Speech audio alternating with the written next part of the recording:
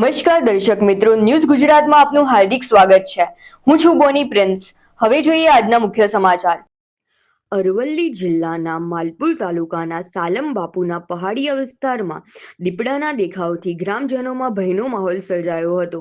જો કે વન વિભાગે ત્વરિત કામગીરી હાથ ધરી દયા ફાઉન્ડેશનના સહયોગથી દીપડાનું સફળ રેસ્ક્યુ કરી ગ્રામજનોને રાહત આપી હતી।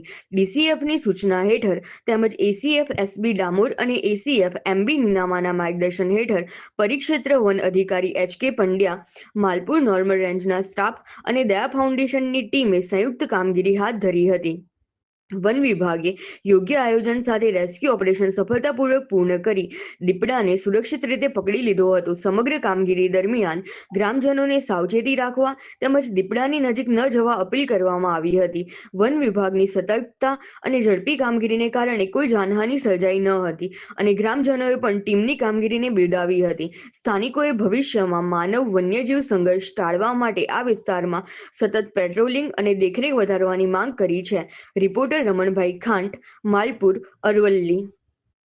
આજરોજ માલપુર તાલુકાના સાતડા રાઉન્ડના સાલમ બાપુના મુવાડા ગામે એક દીપડો વાયરમાં ફસાયેલો છે। વહેલી સવારે સમાચાર મળતા તાત્કાલિક સ્થાનિક સ્ટાફ દ્વારા તપાસ કરતા હકીકત સાચી હોય તાત્કાલિક આ બાબતે મહેરબાન એસીએફ સાહેબ તથા મહેરબાન ડીસીએફ સાહેબને જાણ કરતા અને સમગ્ર માલપુર તાલુકા નોર્મલની ટીમ અને જીવદયા સાથે સ્થળ પર પહોંચી ગયેલ અને જોયેલ તો દીપડો ફસાયેલો હતો। તેથી એસીએફ સાહેબને જાણ કરતાં તેઓએ ગાંધીનગર ખાતેથી જે વન્ય પ્રાણીને સ્ટિંક્યુલાઇઝર કરી ઘન કરી બેભાન કરવાના ડૉક્ટરશ્રીને તાત્કાલિક જાણ કરતા તેઓ આવેલ અને બંને એસીએફ સાહેબ પણ મોડાસાથી આવેલ અને સ્ટિંક્યુલાઇઝર ઘન વડે બેભાન કરી અને સફળતાપૂર્વક રેસ્ક્યુ કરી અને માલપુરની રૂગનાથપુર નર્સરી ખાતે લાવી અને તેનું મેડિકલ ચેકઅપ કરવામાં આવેલ, જેમાં દીપડો તંદુરસ્ત જણાવેલ હતો અને સમયાંતરે એ સંપૂર્ણ ભાનમાં આવી અને વેટરનરી ડૉક્ટર સાહેબ તેમજ ગાંધીનગરથી આવેલ ડૉક્ટર બંને ડૉક્ટર સાહેબે તેમનું મેડિકલ ચેકઅપ કર્યું હતું અને તંદુરસ્ત જણાવેલ હતો।